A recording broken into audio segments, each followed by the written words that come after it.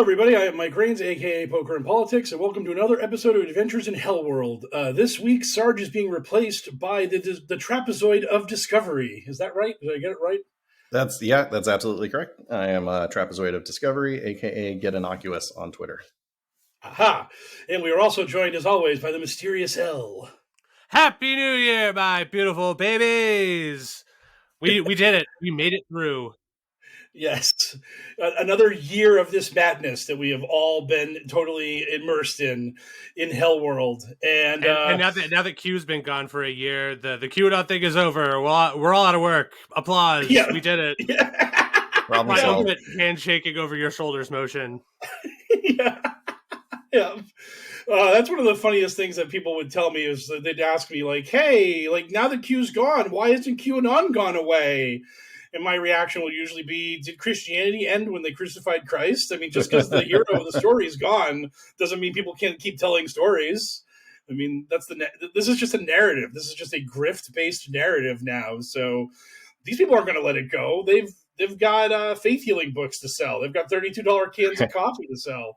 They got to make payments on their Bentley, as Juan07 makes it clear to us. So, and Q didn't even have the decency to show back up for an Easter. He didn't like pop back up a little while later and just be like, I'm back and making posts again, and then now I'm going back to space.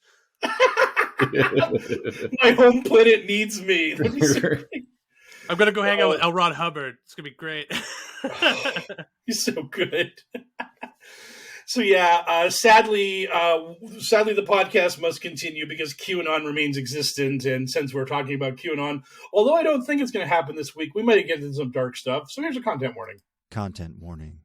The Adventures in HellwQrld podcast talks in depth about QAnon, which means we have to talk about all kinds of child abuse and violence against people. Listener discretion advised. So, Trapezoid, the big news coming from your world was a thread that you posted about what I like to call DoodleGate. So, explain the lawsuit that surrounds and why this quote-unquote piece of evidence is very obviously fraudulent and is going to hurt the people that are being sued in this situation.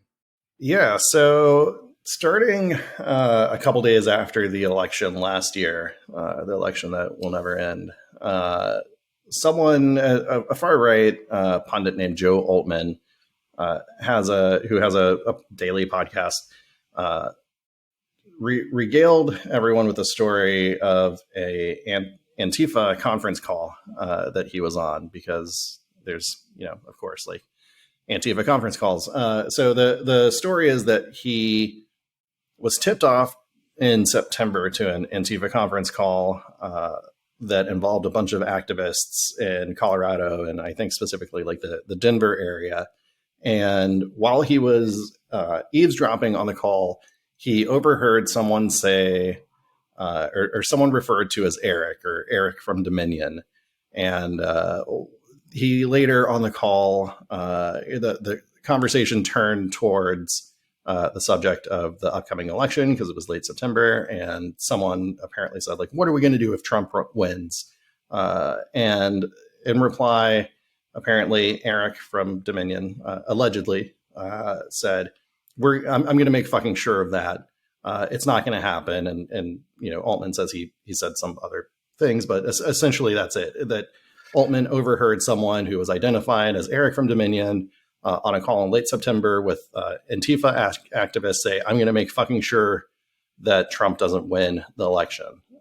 So you're saying you don't get in on Antifa conference calls? I mean, I do one on Tuesdays and Fridays most weeks. I mean, it's pretty standard in our line of work to be on the Antifa conference call. I mean, I've got the gold membership, but no one's been sending me the invites. Gotta upgrade the diamond. I guess so. I picture like an American Psycho style boardroom meeting with a bunch of people that are just like, hello, fellow kids, we are Antifa. Please join us for our conference call. And apparently during this call, they refer to everyone by their first name and then where they are employed. Like Eric from Dominion. Right. I just love the idea to just be like, yes, Lucy with Antifa here. Eric from Dominion. What do we do if Trump wins? Trump from failed business and former presidency. Yeah. I imagine that's exactly how it went. Trump from the stakes. Yeah, Trump from Trump University. How will we defeat him? Let's get a hold of Paul from MSNBC to see what he's got lined up for propaganda to make sure this doesn't go through.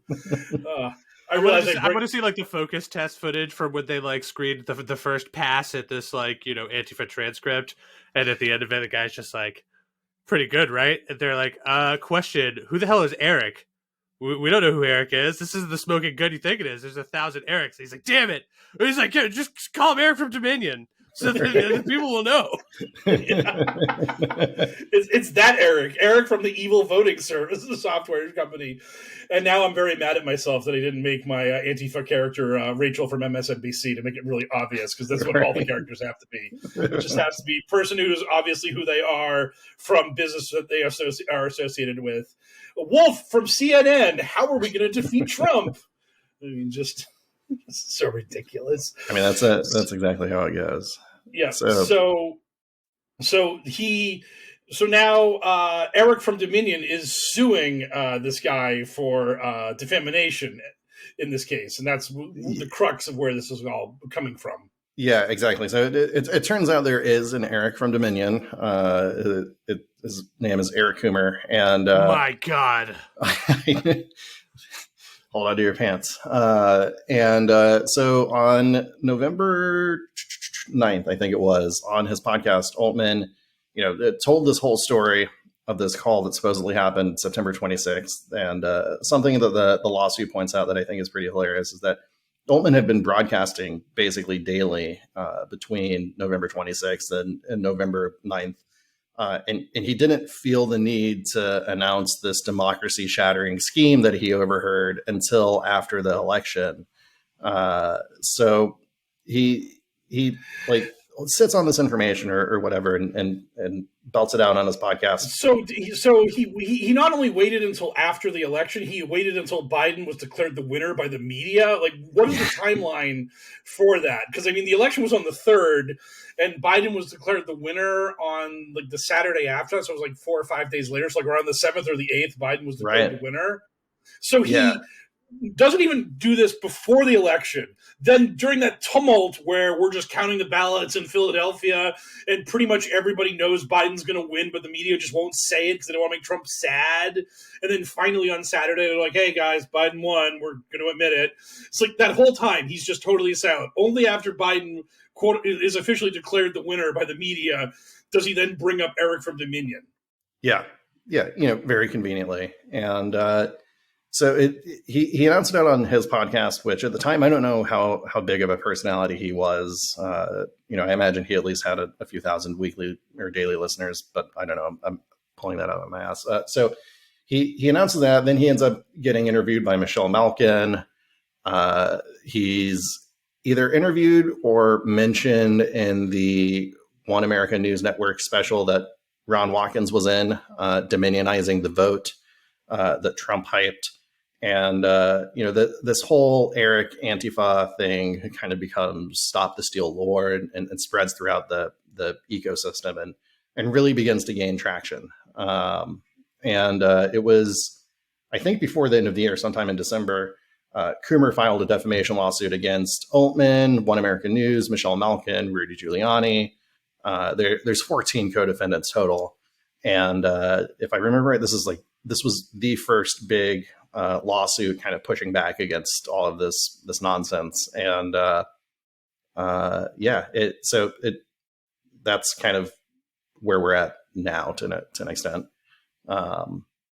What's interesting or what I find hilarious, and this is reflected in the depositions that you can read from the lawsuit with like Jim Hoft from Gateway Pundit, Charles Herring from One American News, is, the Coomer's lawyers were asking, how did you fact check this? And a lot of the responses were, I think it was Jim Hoft, but it might have been Charles Herring, essentially said, I mean, Michelle Malkin talked to him, and I know Michelle's a great reporter, so that's good, right? If you can't trust Michelle Malkin, who can you trust? Oh my God. It's so ridiculous. Yeah.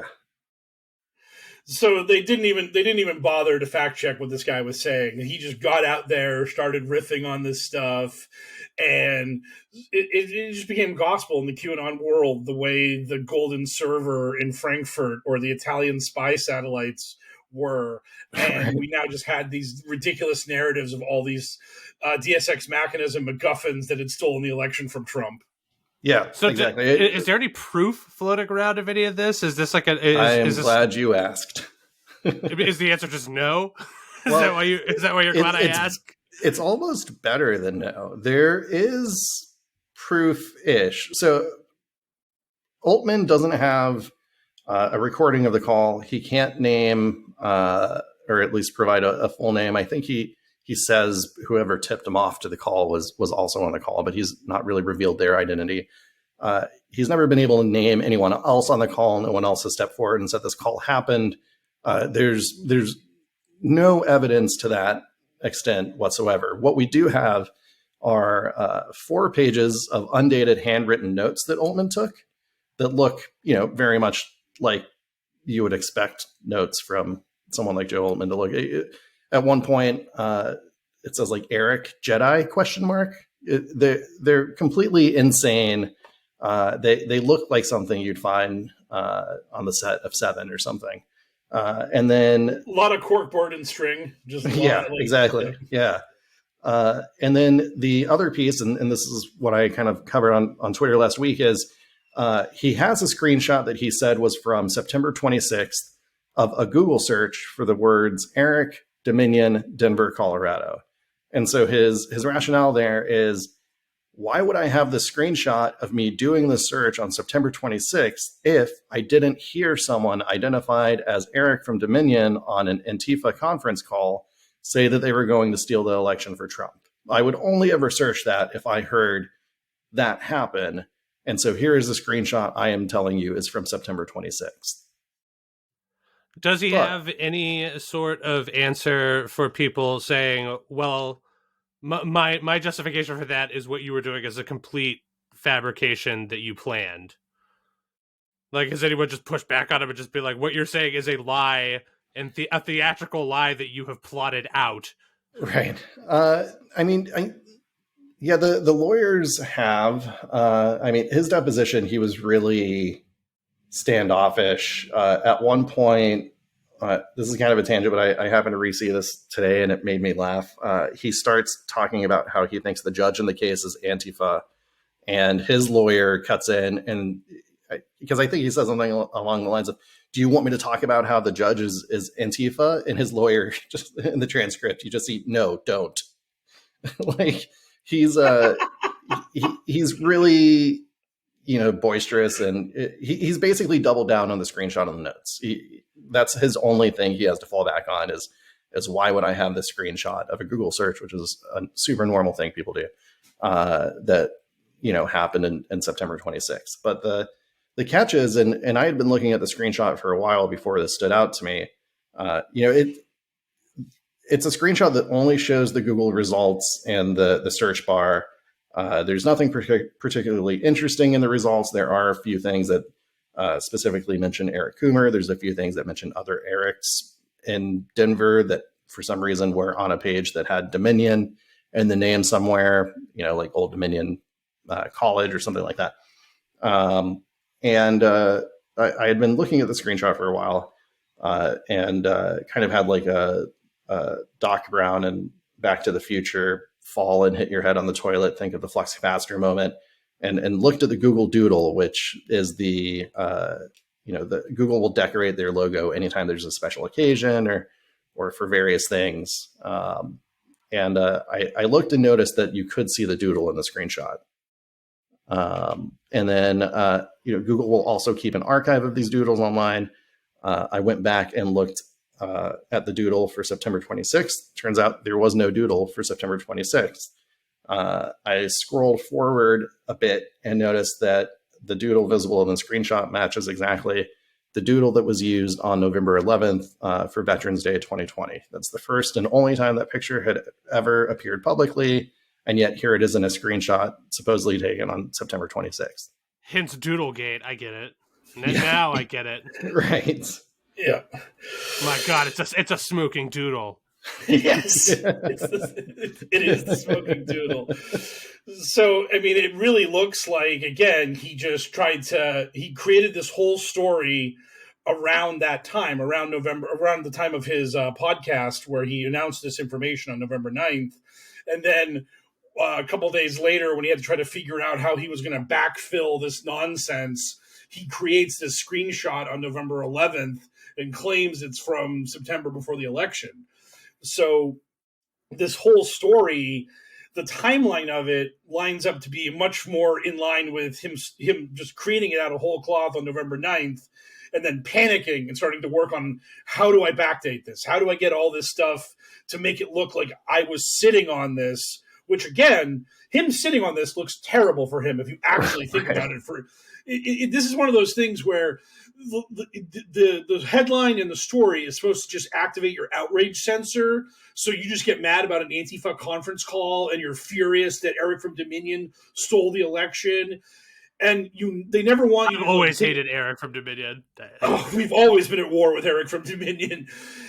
And they never want you to sit down, take a couple deep breaths, and then think to yourself, wait a minute, this guy who is the guy that me and my 1,000 friends have been listening to on a podcast every so often, who our tiny community of Joel Oltmann fans, we are not thinking about the fact that he is telling us that about a week before the election, he heard the election was being stolen. And while we were all nervously watching our screens as the Biden number was going up and the Trump number was going down during the week of counting, he never was telling us about Eric from Dominion's plot to fuck us over. And only now, only after evil Grandpa Joe and Jezebel Kamala are now about our president and vice president-elect, only now is Joel coming forward with this information. I mean, you could have saved America, buddy, if you'd just gotten off your ass. I mean, hey, forging evidence takes a while. This evidence isn't just going to forge itself out of nothing. Yes. I have to handwrite notes. I have to do Google searches and then take pictures of it with my flip phone. Right. Yeah. Well, yeah. There's a whole thing too about how he had a phone that had more evidence on it, but it ended up broken. So he submitted as part of evidence a picture of a broken iPhone. It happens all the time. It happens all the time. I mean, that's the only phone I keep all my Eric from Dominion evidence on. I didn't upload it to the cloud. I just no, none of that. No backups, no fail safes. Yeah. Yeah. You should see this guy's Bigfoot photography. It is extra blurry. You wouldn't believe how blurry it is. That's one of my favorite things in the conspiracy genre is the person that was going to blow the case wide open, and then they always mysteriously get killed, or they mysteriously have something happen to the evidence. It always somehow goes tits up on them when they were just a moment away from certain victory. They were always on the precipice of blowing this whole thing wide open, and then something went horribly wrong, tragically. Well, I mean, hey, the Clintons are just good at what they do. You know what I mean? Yeah, the Clintons let you get so close to uncovering their criminal cabal, and then they just crush your dreams at the last possible second. That's why for legal reasons, I don't want to get into exactly what they do, but listener, be assured that I am putting my thumb firmly across my throat if you catch my drift. Exactly. If you cross the Clintons, you get that thing that doesn't play on radio that I'm doing, that I assure you. Yeah, just this is the theater of the mind in podcasting. So just work with us here. So exactly. Besides Joel Oltmann, who are the defendants in this case who are now looking at Joel Oltmann's evidence melting away before their very eyes and asking their lawyers, so how big do we cut the check to Eric Coomer here? I mean, what are we going to do, boss? That's Let me see if I can pull up the full list.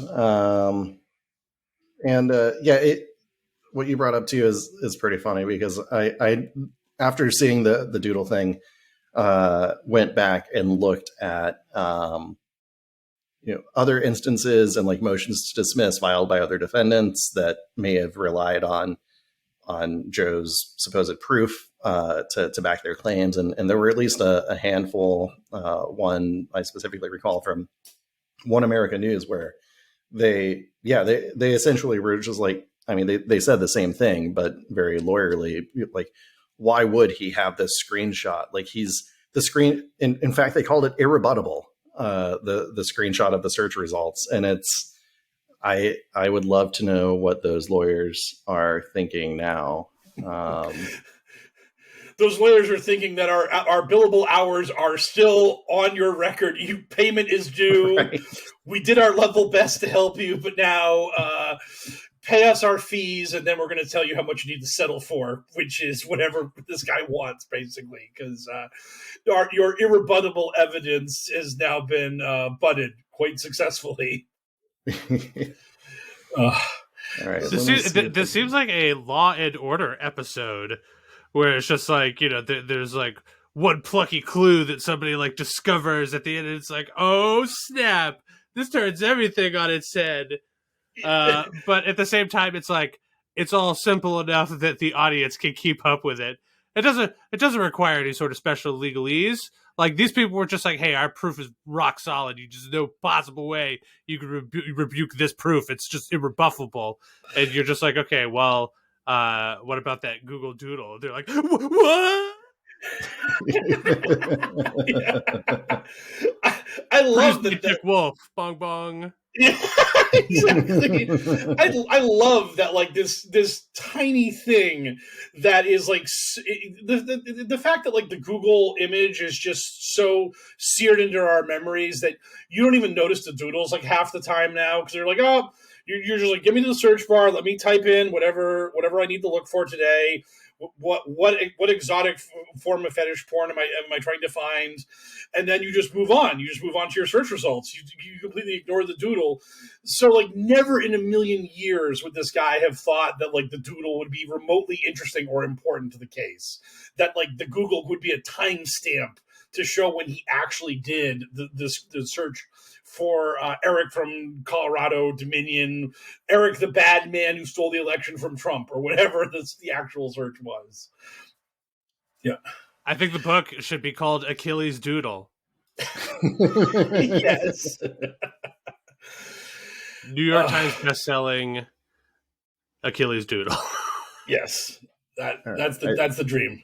I think I found the list here. So the full list of defendants in the case are Joe Altman, FEC United, which is an organization run by Joe Altman that also has a militia arm.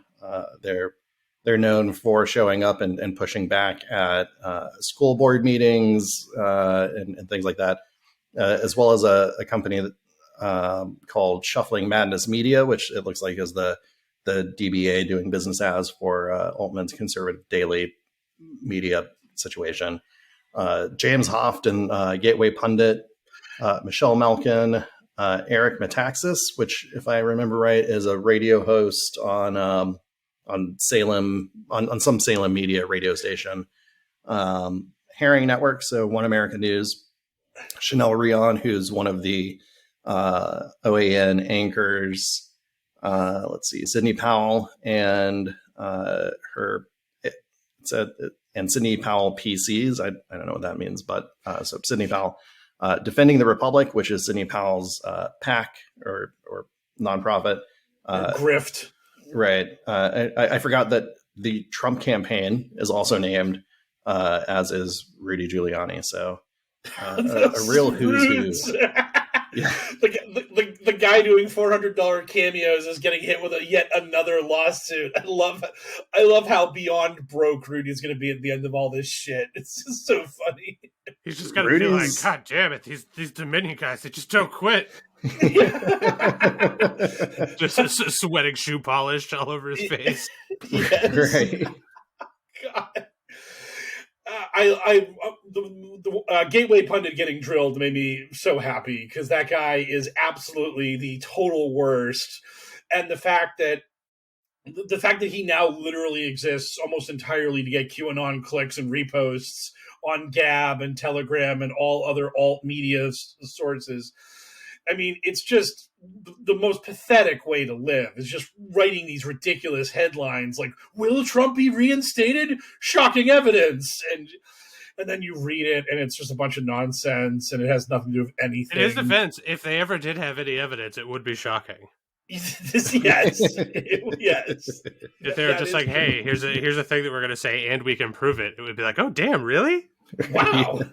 That is stunning. that is true. That it would be worthy of that breaking headline. So far, they are batting 1,000 at not serving it up.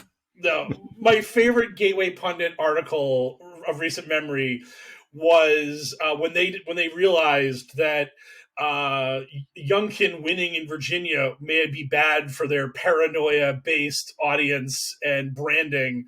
So some guy wrote an article that was like, was Youngkin's win a deep state plant to appease patriots? And it was just like, did the deep state control this election and just throw us a bone so they can rig 2022 and 2024? Are our elections still rigged? And I was just like, man, just go in 9D chess to keep your audience paranoid and out of their minds. It's so beautiful. Like, just like the inside of the writer's room, and it's like two guys at their desks, and one guy's like reclining back in his chair, tossing a Nerf football into the air to himself, and the other guy's just like, how are we going to spin this one? And the football guy catches the football, looks up, and just goes, deep state plot? And then they both look at each other and nod knowingly. That's their solution for every single thing. That'd be great. Yep. Just deep state plot. Everything's a deep state plot. We can make that a 15-second sitcom. Yes. if Queeby. Yes. Yeah. Even though you're dead, come back. We'll give you a 17-minute show about the writer's room for QAnon. Mike, you and I need to book our flight down to Dallas so we can start waiting around at the grassy knoll for Quibi to come back. Yes. That's going to be our comeback. We're going to show up with signs that say bring Quibi back and just integrate ourselves with those lunatics for that purpose. It'd be great. We just get on Negative 48's live stream, and all we're doing is just pitching shows to Quibi. We're just trying to make it. That's all we're doing. And Negative 48's got a big audience. Also, everyone else who's around him should please leave. You're in a cult, and it's hurting your families. This is bad. Please stop. Vertical format is the future. Yes.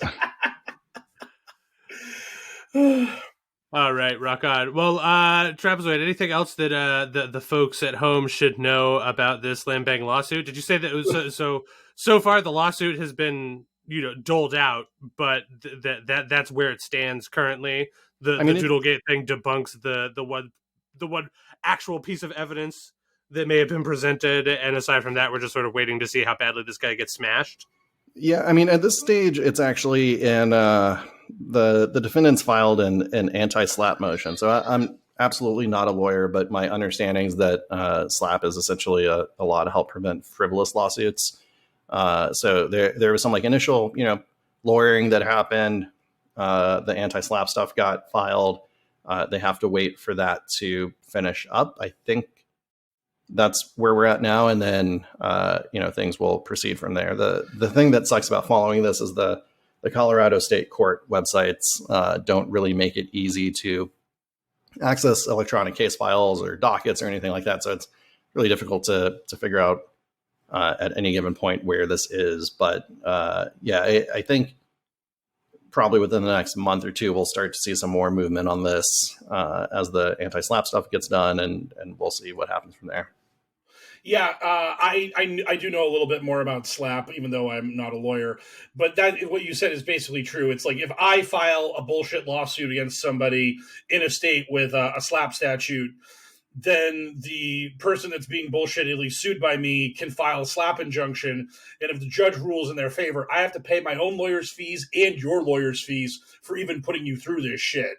So that's why when you see all these like lunatics like filing lawsuits against like Hillary Clinton or any other public figure getting ready to tear them down, they always go to a state with no SLAPP statutes, so they can just file that lawsuit, only have to pay their lawyer, who's probably just doing it themselves to get some publicity, and then when the motion to dismiss is filed, they're not on the hook for anything more than their own like lawyer's fees and the publicity they generated from the bullshit.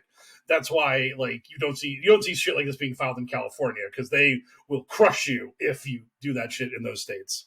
And even though I am not a lawyer, here I am with even more information about slaps.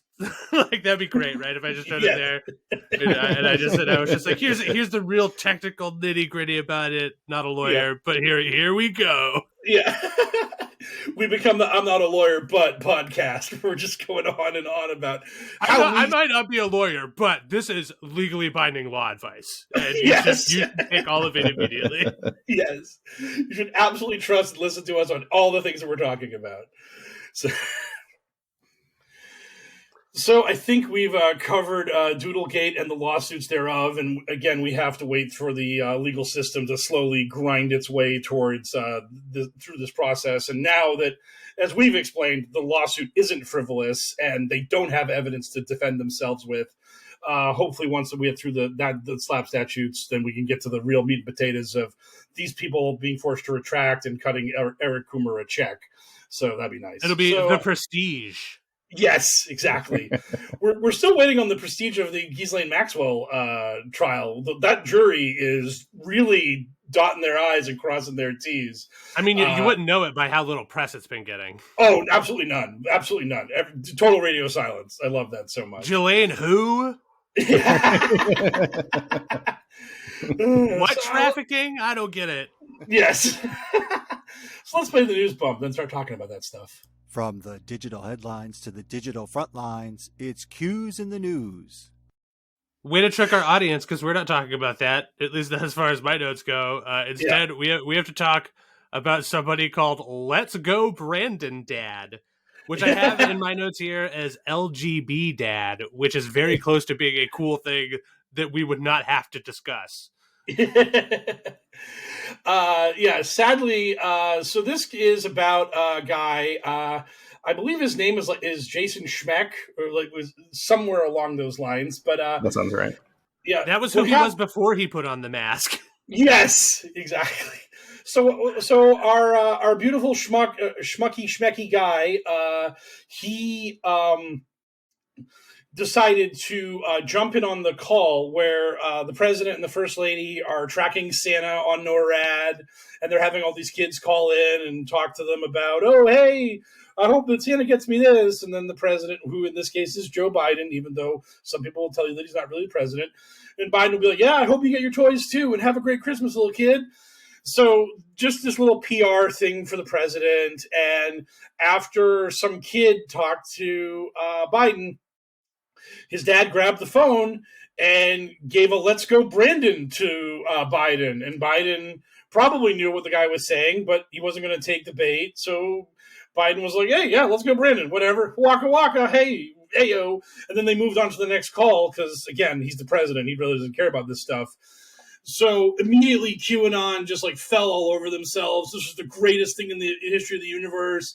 The president totally got sick-owned. Biden told himself to go fuck himself. Boom! How you like them apples, libs? Oh, we totally won. And they were the happiest clams in the sea over this whole thing.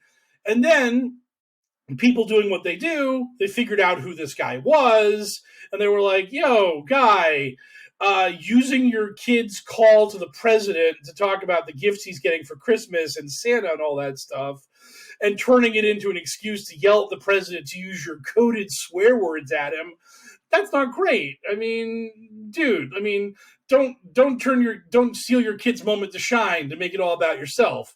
And also, I don't know, don't insult the president when he's trying to be nice to your kid. So, and then at the end of that conversation, he was like, "But my son's name is Brandon. He's Brandon." That would have been so great. Leave me alone, you liberals. If only. He's just curled up in a fetal position, just going, "He's Brandon." I was just celebrating my son getting a phone call from the president. That's all I was doing. Mommy, is Daddy going to be okay? No, little Brandon. He's dead to us now. So that was almost the story he told CNN when he got on CNN, where he proclaimed that he wasn't a Trumper, that he's just an independent guy, that hey, he just gave Biden the razzle dazzle because he isn't that enamored with him, but it was all in good fun. He really didn't mean that much by it. You know what he should have yelled? Baba Booey. And I had no idea what this headline was going into that. I just randomly brought up the Baba Booey thing earlier like an idiot, and now full circle, baby.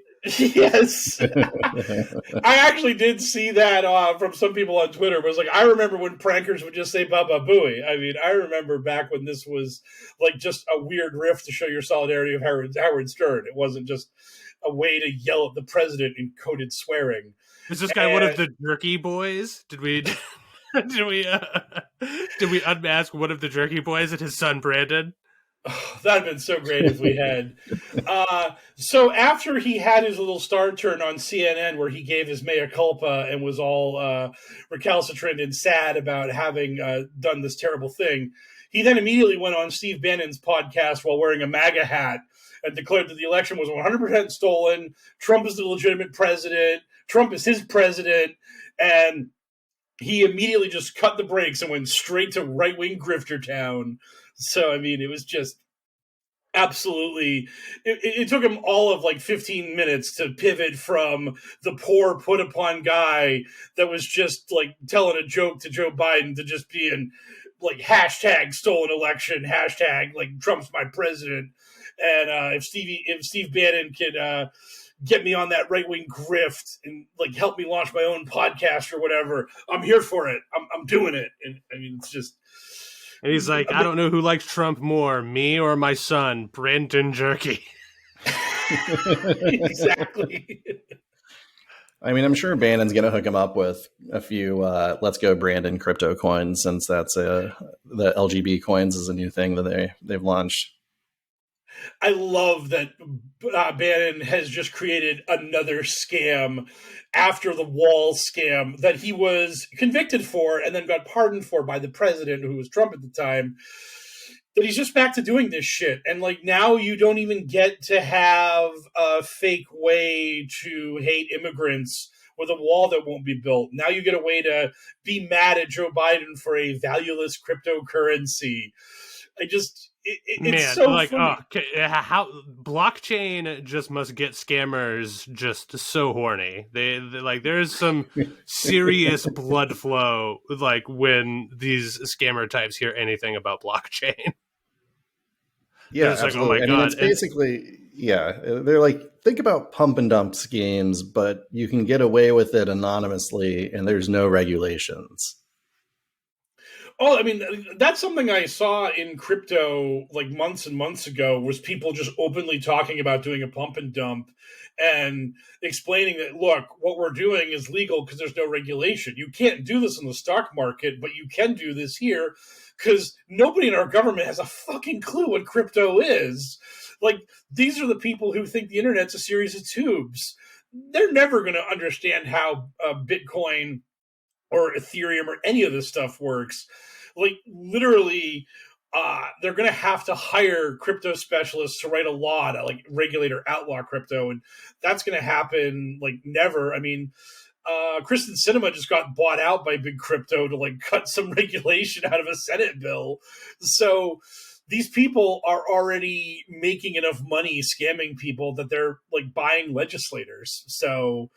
Also, I mean, this has fuck all to do with QAnon, but I do just love that thanks to the presence of all of these cryptocurrencies, at any moment, richest person in the world, Elon Musk, can simply wave his digital hand over a currency and make thousands of people millionaires. He can just be like, yes, Brandon coin looks pretty good to me. And then ding, all of a sudden the Brandon coin disciples all get their huge payday. What a fucking dystopia we live in. Where joke currency literally named after internet memes, and then richest man on the earth, Elon Musk, can just wave I named my baby a cosine or whatever. It could just wave his hand and turn thousands of people into millionaires. I hate it so much. Nothing says dystopia like the term Kristen Sinema got bought out by big crypto. Yes. Did Big Crypto just buy a stadium? is it one of the American football? It's the crypto.com stadium. Yeah. Not even just crypto.com. Yeah. Oh Lord.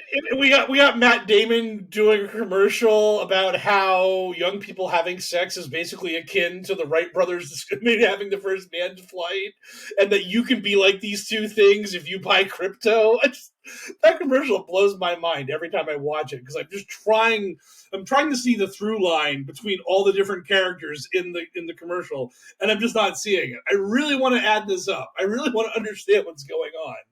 It's like, how are people hanging out at a rave equal to the Wright brothers? Just square that circle for me. That's all I want. I can die happy if someone were able to do that for me, but I don't think I will.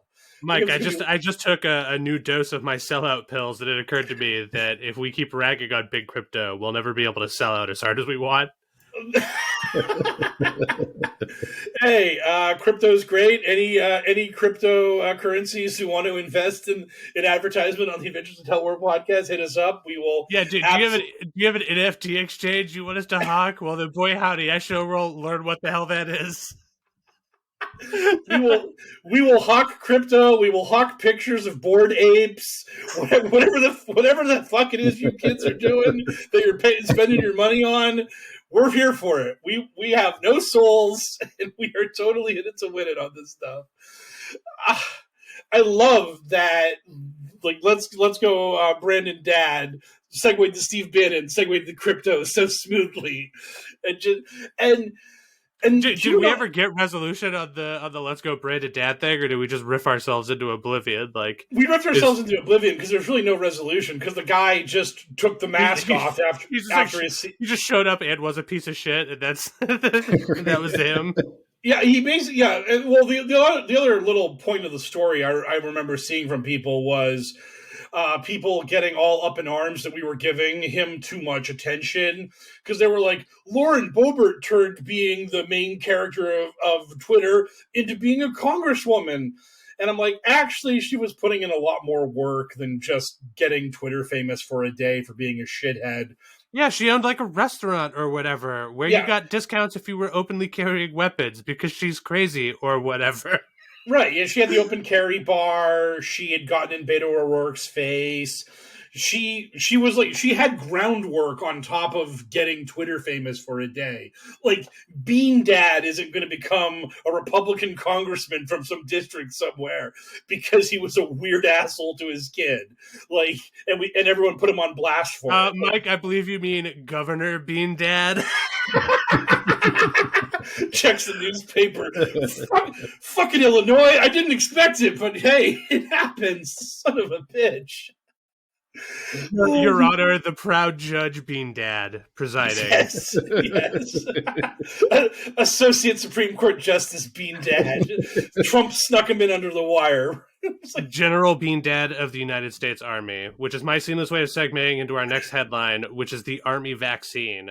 Another thing that I know absolutely nothing about. Listeners, I'm so pleased to have been so disconnected from the world during my vacation that I don't know a single thing about a single one of the topics we've discussed this week. I'm going into it completely blind, and it's incredible. I'm just going to rub it on all of your faces. I got to disconnect. Gotcha. So the Army vaccine is... the news has come out that the Army has been testing a sort of mega vaccine for COVID that will be able to defeat all current and hopefully future variants of the virus. That this will be able to handle Delta and Omicron and whatever Omega, Gamma, whatever else might be down the pike. That this is something that is working on a baser level. So the spike proteins that are changing in between the different variants, those changes won't impact this vaccine. QAnon has decided that this is proof that, again, Trump is the greatest human being who has ever lived, and that this was the actual fruit of the labor of Operation Warp Speed. That all the bad vaccines we've seen before this were the deep state fumbling around in the dark and flailing and putting out their deadly, toxic poison vaccine that's bad and awful. And then Trump hoodwinked them by creating the army vaccine, which is good and noble. But the really funny thing to me is that these QAnon promoters still do not have the balls to tell their audience to take the army vaccine, because they know the word vaccine is so toxic and so deadly in their community that they just can't do it. They cannot finish the story the way it has to finish, which is, okay, guys, Trump made the army vaccine and it stops all COVID always and forever once it gets FDA approved. So we should take it and win. They can't do that. They can't say it because they know telling their audience, take a vaccine, that's the surest way to get just thrown off QAnon Island, just be excommunicated from the community, because it is they should just rebrand it. They should call it Super Soldier Serum.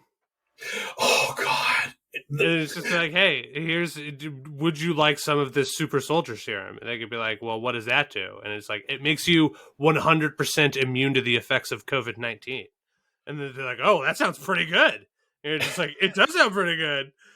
Let's get you some of this Super Soldier Serum right now. Yeah. Chris Evans could be there shaking hands. You could be like, I'm free to shake your hand because I've taken the serum. And they're like, oh my God, I want to be Captain America. Except for the whole part where Captain America fights Nazis, because Nazis were probably the good guys in that war. Can I just say that I want to do that without actually doing it? Or even better, could I neither say I want to do that or do it? That'd be great. Yes. In fact, could I kind of be a Nazi? Is that allowed? Is that on the table? Is that a possibility? Now, this gets even dumber and weirder when you actually get into the QAnon mindset about what's going on in our world. Because on top of the army vaccine being this really good thing that's going to save us all from the bad guys, the Omicron vaccine, the Omicron variant, is actually something that Trump created during Operation Warp Speed to push out the deep state Delta variant, which is deadly and bad. Because Omicron is incredibly contagious, incredibly viral, but it's also milder, and it will hurt less people and give more people natural immunity. And that was the first way that Trump was going to defeat COVID, was by creating this incredibly viral but also mild version of COVID. But he also knew that the deep state was eventually going to create a variant against his variant, which is why he had the army create a vaccine against all variants on top of the Omicron thing. So if your head hurts and you want to lay down now as you're thinking about all this, trust me, I had to do that for a while myself. Because this is the level of 90-dimensional madness chess they've been playing with the Omicron outbreak.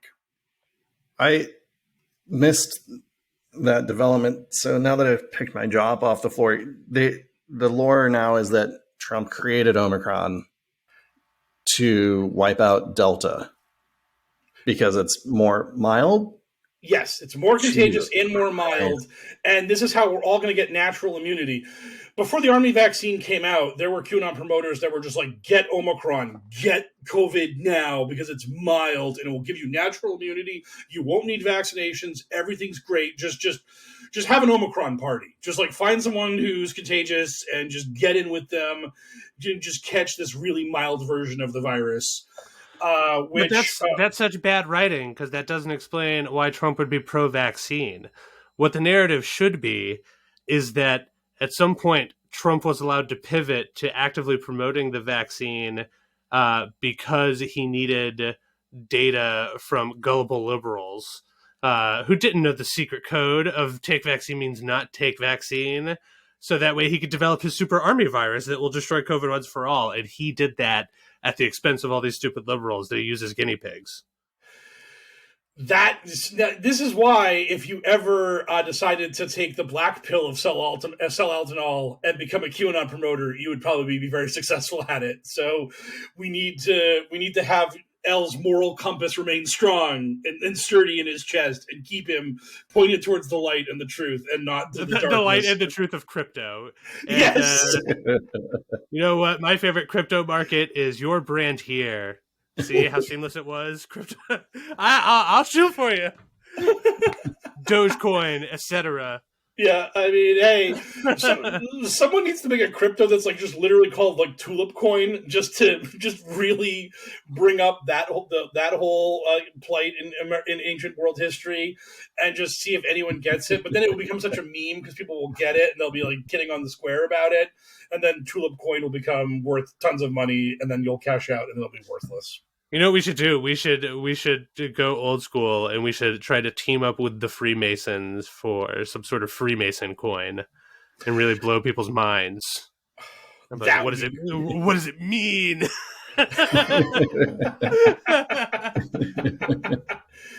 Lightbringer coin just is something that I don't want to call it Illuminati coin directly because that would scare off too many of our potential customers. But just something that's like sinister, but like mysterious and scary and edgy. I think that could get us the clientele we're looking for. Who would be like our like low rent Matt Damon? Could we get David Spade to shill our crypto? I mean, what's he doing? He's anything better to do. Our Army Hammer seems pretty weird. We could probably convince him to do it. We'll be one of the thousands of people who keeps giving that guy a shot, despite the fact that Hollywood has rebuffed him so thoroughly. The markets are just like, no, thank you. Army Hammer, hard pass. I love that they try. HammerCoin. Yes, that's it. We can get Army Hammer. We can get MC Hammer. We can get Greg the Hammer Valentine. There's a lot of hammers that are way past their prime. That are looking for a quick buck that we could get in on HammerCoin. That would be the greatest because MC Hammer historically associated with like his one big hit song, The Ninja Turtles, and bankruptcy. Yes. let's stick his name on a coin. Yeah. Anyway, long live the Army vaccine. I hope it works out. I can't wait to shoot. What they should do is roll it out with 6G and just really. I feel like that would really set people off. They'd be like, "Oh my god, what are you talking about?" Like, yeah, dude, the reception's incredible. Oh, the one last thing about the Army vaccine that's awesome was in the notes. They talked about how it uses a soccer ball shaped protein to like attach all these other different spikes to the soccer ball. So that immediately brought QAnon's mind to the Helsinki press conference where Putin handed Trump a soccer ball. So obviously they knew about like what was going to happen with COVID and all this stuff. So the soccer ball was a message, a hidden sign for the future. And yeah, because these people will look for any connective tissue, no matter how tenuous, no matter how ridiculous and far-fetched, in order to make their corkboard and string connect and make them feel better about themselves. Speaking of tenuous connective tissue, football, and COVID, my next headline is listed on my notes as Green Bay sweep, which, again, because I know nothing, could be an Aaron Rodgers thing, and if so, fuck that guy. And also, if not, fuck that guy. Operation Green Bay Sweep was apparently the code name that Steve Bannon gave to the 1-6 coup and the operation to get people on board with not certifying the election on January 6th. Wow. If you're the mayor of Green Bay or whatever, you just got to be out there just being like, what? No, that's crazy. That's not what it's called. I don't know what anyone's talking about. That's so wrong. So Peter Navarro, who was a Trump advisor, has apparently gotten out in front of this thing and has been telling everybody, "Oh yeah, like this Green Bay sweep thing was a plan Steve Bannon had hatched," and our friends Rafael Cruz and Representative neo-Nazi Paul Gosart were totally in. They were cool with Operation Green Bay Sweep, and this was basically just an effort to reject the Electoral College certification. I don't know how they thought this was going to work, because in order to have something like this happen, you need both houses of Congress to agree to it, and at the time, like the Republicans, like quote unquote, controlled the Senate, because I don't think that Warnock and God, I cannot remember the other guy who won. It was Ossoff? Yeah, it was Ossoff and Warnoff. Yeah, I don't think they'd been sworn in yet from the Georgia runoffs. So the Senate was like 49-48 or something to that effect. But the Democrats controlled the House, and they were never going to sign off on an invalidation of the election. So I don't understand why they thought Green Bay sweep would have any chance to work, even if they had, quote unquote, 100 congressmen in favor of it. But yes, I'm Mayor Eric Genrich, and I suggest we call it Operation Patriot Sweep. Sound good? That's a good one. Hey, let's call it the Belichick sweep, because they're the cheaters. They're the people that try to win even though they shouldn't.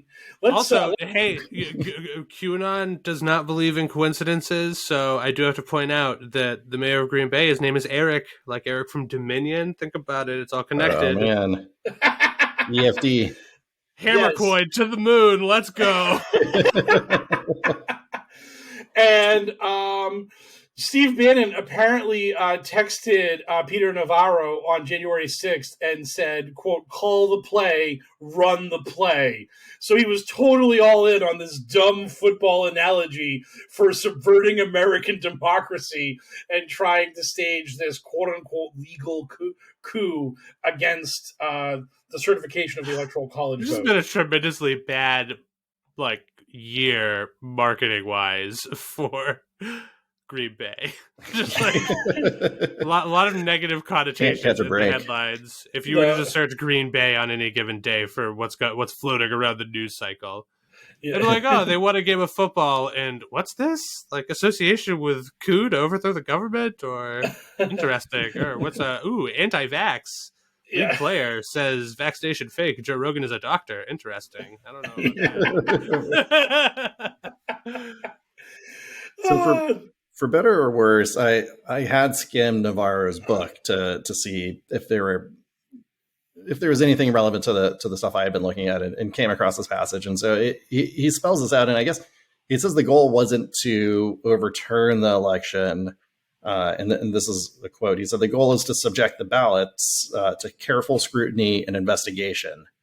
So I guess he wanted to essentially delay the certification so that they could do these forensic audits that they've been hyping. And I think they mention Jovan Pulitzer or something in here somewhere. They, wanted to do the kinematic artifact detection and all of that. Just insane nonsense that doesn't actually work. Oh, this is something that Alex Jones has talked about a bunch. Is that on 1/6 that they were on the cusp of getting Congress to have a 10-day deferment while they looked over the ballots in the 6 contested states that Trump thought he won in, but that were certified even though they shouldn't have been, and that this plan was about to work, that like literally Mike Pence was ready to send those electors back and to call for this 10-day stay. But then Antifa and the FBI broke into the Capitol.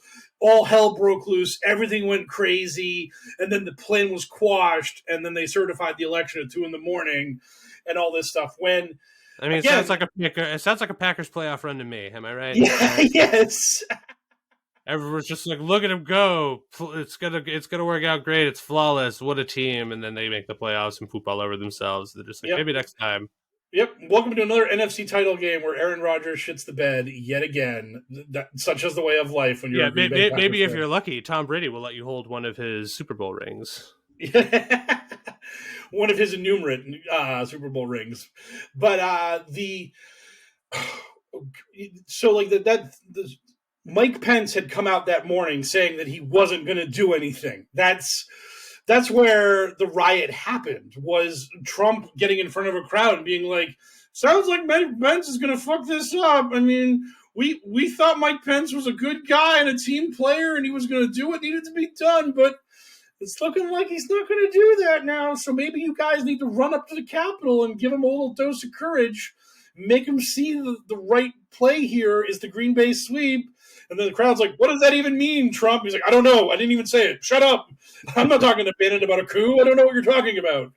Just run up to the Capitol and do something. It'll be great. And so, like, that was that's one of the myths they've created after the fact about what happened on 1/6 was that we weren't planning on decertifying the election. We were just looking for a stay to resolve some questions we had with those ballots, which... Yeah, we meant a thorough sweep of the ballot. Yes. Yeah.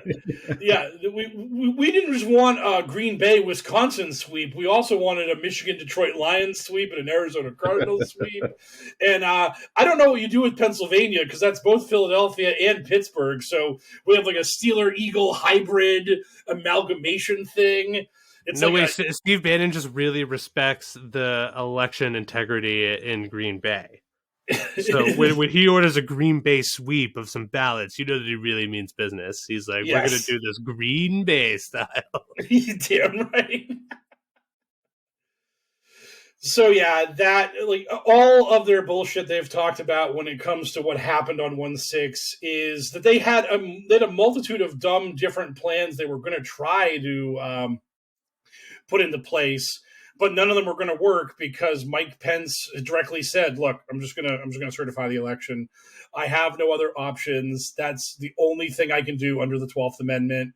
So what are you going to do about it? Stage a riot and have people breaking down the doors of Congress chanting "Hang Mike Pence"? Slash cut to that exactly happening and being like, "Oh, I guess they are going to just try to kill me because I won't go along with their plan." That's my favorite part of this whole thing is that Mike Pence is like such a squish that like literally Trump tried to have him killed and he's like still on the media being like, "I respect President Trump. I love my time serving under him. It was a great administration." That whole one. Those people were chanting "Hang with Pence," not "Hang Mike Pence." Yes. They just wanted to spend time with the guy because they like, he's like Trump's buddy. Right. So when they showed up on their sightseeing tour, they were just like, "We want to hang with Pence, hang with Pence." Exactly. Go find them so we can fist bump. Yes, 100%. That was all they were going to do with their fists and him. So I think somebody go make sure he's plugged in somewhere. Yeah. And that mother will let him hang out with us. That man still, he's just like proof that cyborg technology exists and people are using it right now. I just love the stories that when Trump had the really bad COVID and was like on death's door, nobody told Pence. Like literally he was totally in the dark that he was potentially like moments away from becoming the president, like out of nowhere. Like, he's just like, dumb. I know Trump's in the hospital, but they say he'll be fine. And then someone runs up to Pence and going, "Trump's dead. You're the president." He's like, "What?" I mean, that's a thing. They didn't need to tell him shit about COVID. He's an android. They'll just like he can't catch the virus, and if he needs to, they'll just download the president program instead of the vice president program. I think we may have even talked about this on the podcast at some point. I may have said that exact same thing. I'm getting Matrix style deja vu. So like, what is real and stuff, Alice, etc. Well, I think that covers the news of the week. So let's get into the mailbag. Our listeners got questions. We got answers. It's time for Q&A. So Reverend Xenofact opens up the week by saying, what's the chance the GQP goes anti-vax period? And when does it become widespread among electeds to actual party platform? I don't know how strong anti-vax can be as a like national party goal, because I mean, most of Americans have gotten the vaccine. I don't know that this plays well with a large constituent, but I think in like really blood red districts, like Paul Gosart's like a lunatic who's anti-vax because he's in a Republican plus 30 district, so he can say that shit. Let me serve back at you with a grim alternative take. Maybe it's a brilliant thing to run on because it allows people from many different ethnic backgrounds still rally under a pure blood like banner. You know what I mean? That the righteousness that just comes to just being like, yeah, we're united by blood. But in this case, it could be the precious blood of the unvaccinated. Unvaccinated sperm is going to be the next Bitcoin. I read that on a sign somewhere. I think that's possible, but I also think that trying minority outreach is one thing that when you're on Gab and Telegram and stuff like that, you see how just there's immediate aggressive pushback against that from the people on those sites. Like, I I remember seeing someone talking about, it was like Ted Cruz was like, my stance on immigration is legal, yes, illegal, no. And then an Asian guy on Gab was like, go to hell, Ted Cruz, no immigration. And then Andrew Torba, who's Italian, was like, I agree with the Asian guy, no immigration ever. And it was just like, you people do understand that you're not like native born. You're not Native Americans, nor are you like, nor can you tie your ancestry to the Mayflower or any shit like that. Like, you're all immigrants of some type of another. So this is ridiculous that you're saying these things. And they're just like, nope, just militant racist That's idiots. not what matters anymore. What matters is the purity of our unvaccinated blood. Oh God, I would love for them to go that far. We are the people from before the time when you guys all lined up to get your DNA all altered. Yes. So sign up for real humanity here, bruv. Why am I playing for this team? I should be playing for the other team and making money. Yeah, I could be selling HammerCoin right now. That's what I'm really hoping. It seems really easy to me. I'm not gonna lie. Yeah, it is easy. If you've ever seen an incredibly lazy QAnon promoter on Telegram, they just like spam a bunch. They get like 20, 30,000 followers, and then they just start selling their audience crypto. It's awesome. I mean, it's just so transparently, like obviously a scam. And all you need to know is like know a few magic words in the QAnon universe, and boom, you're in. You're there. You're all set. I'm not gonna lie, I'm truly not looking forward to what the algorithm has in store for me after every device in my house has heard me say the word crypto or NFT like a trillion times today. They're gonna be trying to sell me the weirdest shit. They're gonna be like, hey, do you want this picture of the thing? It's yours. Yeah. You're gonna. So many bored apes are gonna be in your timeline. You have no idea. Get your custom gun barrel in the new Battlefield game. Thanks. Sick. So, Trapezoid, do you have any views on how the Republicans are going to handle being anti-vax? No, I mean, you guys covered, I mean, I think most of what I would have to add. I don't know. It seems like the entire party is kind of going with whatever is going to get them the most attention and clicks. So I think if they find that it's going to be advantageous for them to go that route, they will. It seems like everyone's basically just following the trends, and I mean it's like Cambridge Analytica all over again, where they're looking at data and they're like, okay, yeah, people are really going to love this anti-vax shit, so they're going to double down on that, or whatever it takes. It doesn't seem like anyone actually cares anymore. They have absolutely no soul in your eyes, and they're just doing whatever soulless thing they think will get them votes. So there's no actual principles behind any of this. It's all votes and money. Yeah. Oh, absolutely. The Republican Party is just nothing more than the attaining and consolidating of power. That's all they care about. Like literally, that's it. And and we all know the Democrats hate votes and money. Yes. So thank you for that incredibly bleak question, Reverend Xenofact. Klutz Zero asks, given that Trump is seen as part of the vaccine establishment, do you think he will be the 2024 Republican nominee, or will they find someone relatively anti-vax? I mean, if he fucking bangs that drum hard enough and this army vaccine becomes a real thing, like if they come out with a shot that literally just obliterates COVID overnight, then yeah, I feel like people would be feeling pretty strong if Trump were to try to take credit for that one, because it would just give them a positive thing to rally behind again.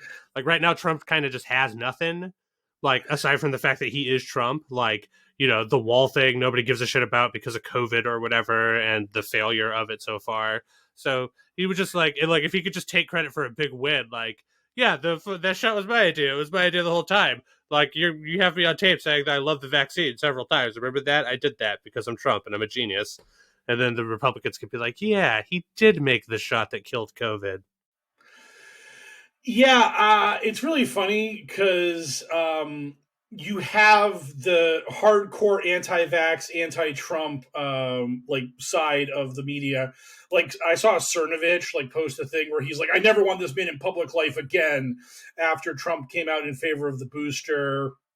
And there are a bunch of QAnon adjacent like shitheads in the Republican Party that are very mad at Trump's pro-vaccine stance. I've seen a bunch of people talk about how they prefer DeSantis to Trump, but the problem for any other candidate is that no matter how aggressively pro-vaccine Trump is, QAnon will always make apologies for him. They will always make excuses for why what he's saying is actually nine-dimensional chess, and he doesn't actually like the vaccines, and he doesn't want us to actually take them.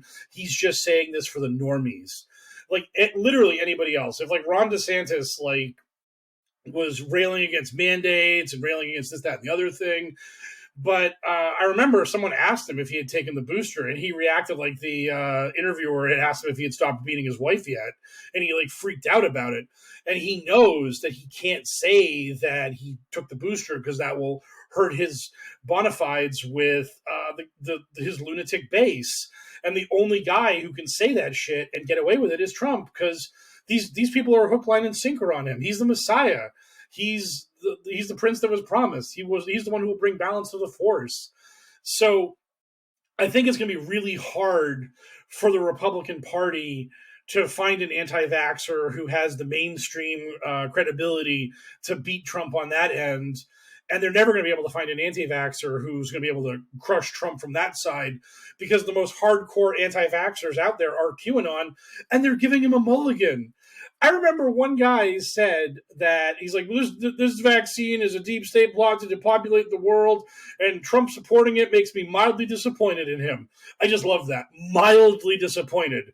Trump is a genocidal sociopath. I'm mildly disappointed in him. Like, I'm just a little upset that he's supporting the Gates Soros plan to kill us all. Like, but if Trump gives me a tummy rub, I'll get over it. It'll be okay. It'll be all good. So, it's a weird place for them to draw that line. Like, yeah. I mean, it's not weird in an unexpected way. It was completely expected. But when you step back and really think about the things that they could criticize or be upset over, like this is the one. Right. Like they always talk about like how QAnon's about bringing world peace to the world and Trump's the peace president. They could have got mad about all the arms deals he did with Saudi Arabia and like the atrocities in Yemen. But nope, that all goes down the memory hole. Like the only thing they're debating is the vaccines. Like, Mike, how are you going to hug anything if you don't have arms? Think about it. He's the president of peace. He brought you more arms with which to hug your neighbor. This is very true. That's what Trump's all about. He's all about peace and incredibly effective vaccines that he secretly doesn't want you to take. You just need to read through the lines and see that he's just doing that to trick the libs, because that's what he's all about. Trump is all about the subtext. The man is not literally just a shrieking, screaming, gibbering lunatic who says exactly what he's thinking at all times with no filter. So thank you for the question, Clud Zero. The nerdy horror fan asks, will the Q movement finally enter its Jonestown ending next year if it doesn't? If it doesn't, what is next for the Q and nonsense crowd? I don't think there's ever going to be a Jonestown movement. I think that's way overblown. I think there's always the danger of lone wolf violence. I think there's always the danger of like people hurting themselves or others, but there's not going to be like a mass movement to do something like that. I mean, the scariest thing right now is like the idiots telling each other to get Omicron, but even that, I haven't seen anyone actually listen to that advice. I haven't like seen people saying, "Oh, I got Omicron, and it was no big deal. It was no nothing."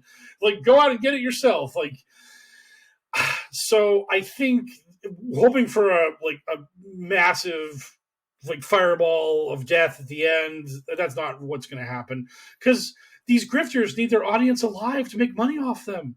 They're running a scam, and that scam doesn't work if you depopulate your own audience.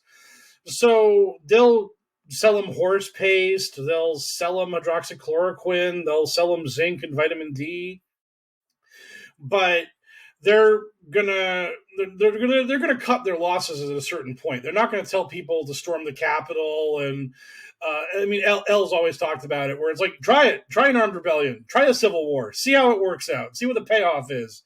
because that won't work. And they know that. I mean, it's the same reason why they will tell their audience that the voting is hopelessly rigged, but keep voting anyways. Because they on some level, they know they're lying. On some level, they know they're bullshitting, and they need Republicans to get back in the power to sell more hopium to people.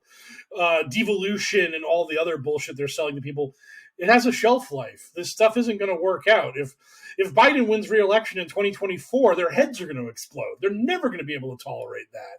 So they need a Republican daddy, who they prefer to be Trump. They prefer that guy back in power ASAP so they can get around to lying about Hillary Clinton being arrested any day now. Like, that's the shit they're trying to sell their audience, and they're not going to tell their audience to do something stupid that's going to like shorten their lifespans any more than the COVID misinformation already is.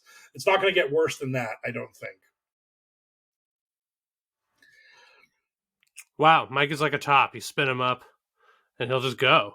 And sometimes he'll just hit like all like he'll meander around, but he'll hit all the notes like a Beyblade. Because I think essentially like the only thing that I would personally add is that there is always a small chance that in any sort of like personality based cult system like this that there's at least an offshoot that gets dangerous in that way, like the -48 thing. So Yeah. I mean, those just like you got to monitor those situations because they could get bad. But I don't think it's going to be like and now all QAnon followers, time to go to the comet, so to speak. If you get what we're saying, everybody get your flavored sugar drink ready. Wink, nudge. Like I don't think that's going to go down. No. Yeah, that's where I was going, or what I was thinking about that too, is like, yeah, I don't think the movement as a whole, but yeah, -48 seems like they're getting dangerously close. That entire situation seems just sad, really. And I think like now that Q is decentralized after disappearing, and we're seeing like infighting between like Flynn and Lynn Wood, that like there's these offshoots and branching situations happening where maybe, you know, some people will end up following some adherent, you know, down some like dark path. But I don't think as a whole, yeah, I agree with you guys. I don't think as a whole it's going to head that way. Ooh, here's a question from me, your friend L. Do we ever think that any of these like Splinter Q things tries to work itself into like an actual startup religion?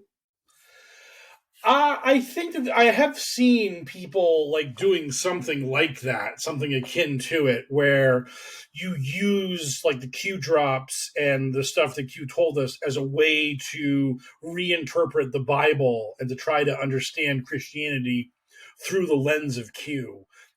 And I think that's a really good way to run a scam, because you're just like actually totally immersing Christianity into the QAnon nonsense. And that lets you use the credibility of Christ and God in your community's eyes, so you're willing to stick it out longer. Because I see so many of these QAnon promoters, the longer Trump doesn't go back into office, the longer COVID still exists, they more and more like lean away from Trump or Q saving the day, and they're like, you know who's going to save the day? God. And the quicker you get to God in the scam, the more likely you are to hold people in the scam. Because, I mean, when you're a cynical atheist like me, religion's the biggest scam in the world. It's the oldest trick in the book. So why would you not like try to get to the destination as fast as possible while maintaining as many of your followers as possible? Good stuff. Yeah. I mean, it's obviously not good stuff, but no, but yeah, it's certainly like I genuinely never had that thought before that moment where I was just like, oh my god, what are the chances that some of these people decide to stop going cult with it and start going like we're like a more organized attempt at a religion. Yeah. I forget if someone is. I forget if it was Mark Andre Argentino. I forget who it was, but I know there was one QAnon researcher who actually like infiltrated that group and was like on their live streams as they were like proselytizing that way. So yeah, I'm sure those people are incredibly scary and also really successful at their scam. So yeah, that sucks. Yeah, they should cut us in. We need to figure out a way to make money off these people. HammerCoin. We had a vision. We had a vision that Jesus told us about HammerCoin. So get on that.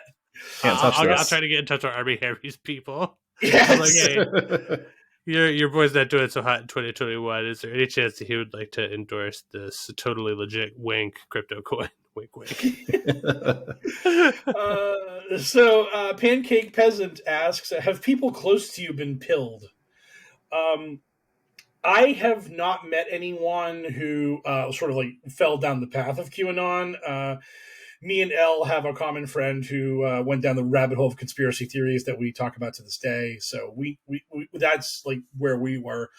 I think like the closest thing that ever happened to me was I had a friend talk to me about the Wayfair child trafficking thing. And immediately I just replied back to them and told them it's bullshit. There's nothing to it. And they started fighting back with me. And me and another person on in the group text spent the next like 3 hours talking that person down and walking them off the cliff of the Wayfair child trafficking conspiracy theory.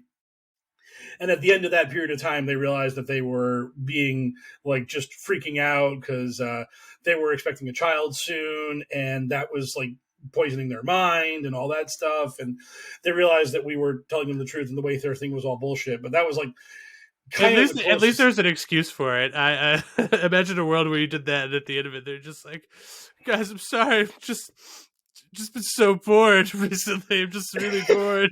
Yeah. No, man, we get it. It's cool. Like we understand. Yeah. We all get really bored sometimes. Yeah, we all get really bored and decide that it would really spice up our lives to believe that Wayfair is trafficking children. Yeah.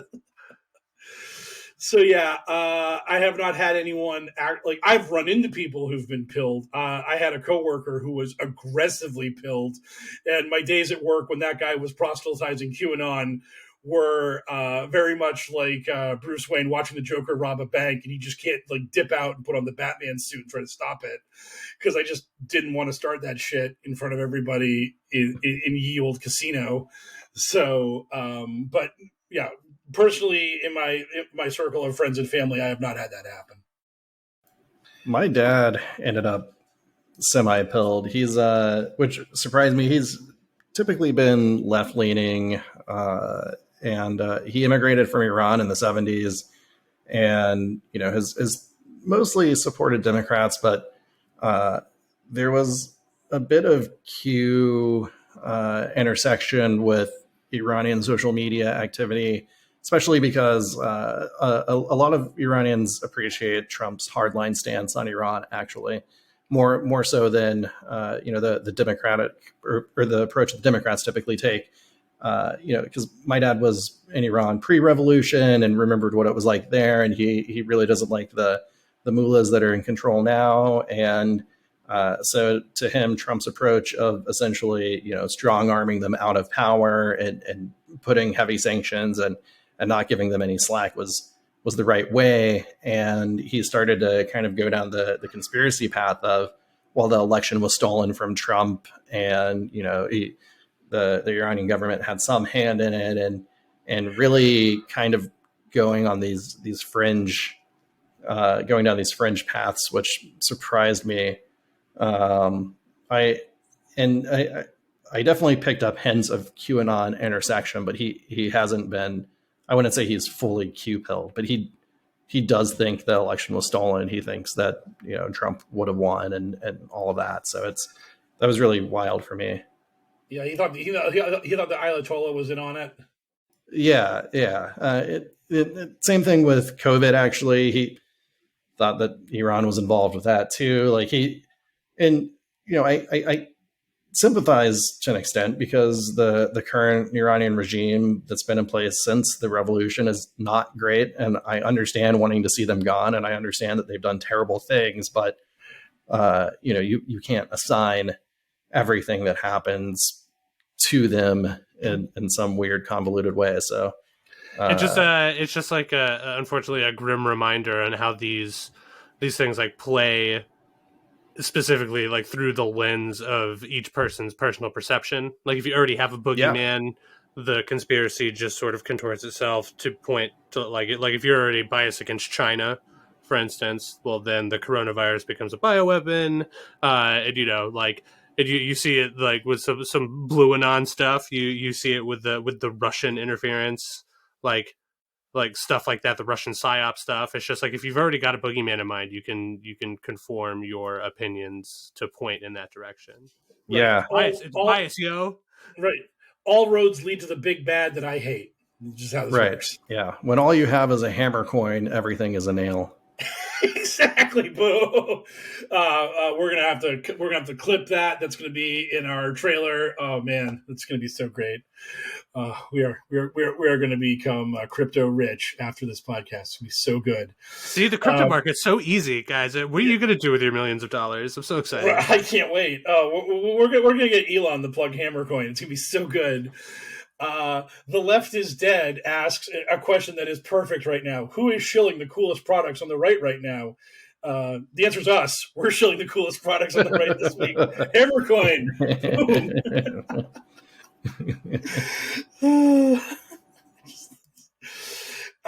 The thing is that all these people very much stay in their own lanes. I mean, Bannon with a crypto coin, that's a scam. Praying Medic, like, it is so funny to me what Praying Medic is doing right now, because he is just like basically out of QAnon. Like, he every now and then he'll make a little post where he's like, guys, the reason why I'm not talking about politics right now is because everyone's already said everything that needs to be said, and I'm not going to beat that dead horse. I'm going to tell you how you can heal your torn rotator cuff instantly through the power of prayer. Like, he's got this massive QAnon audience, and now he's just trying to pivot hard into faith healing, and just wanting to sell people faith healing books and courses and all that shit. And all the other grifters, like Jordan Sather's all about that wellness stuff. He's got his $32 cans of coffee that he never stopped making fun of. But it's always on brand, the shit these people are selling. They always have something that is like, oh yeah, you're the like fake Christian guy who's really religious, so of course you're selling faith healing. You're the vaccines are bad guy, so of course you're selling alternative health medicine. Like, you're Wano Savin, so you're just saying whatever, anything to anyone in order to make a buck, so you can drive a Bentley and make Jordan Sather really mad that his $32 cans of coffee can't get him a Bentley. So I'll be really interested to see if anyone tries to like break into a different like field. Does anyone in We the Media or any of those people, do they try to go crypto? Does anyone try to like make a move like that? I'm sure like dirtbags like In the Matrix and the like, he has no qualms. He'll do anything for a buck, that guy. So Matrix coin coming out soon. Oh god, it's like a Bitcoin, but it's got green squiggly lines flowing down the screen. It's gonna be worth trillions. It's gonna be so good.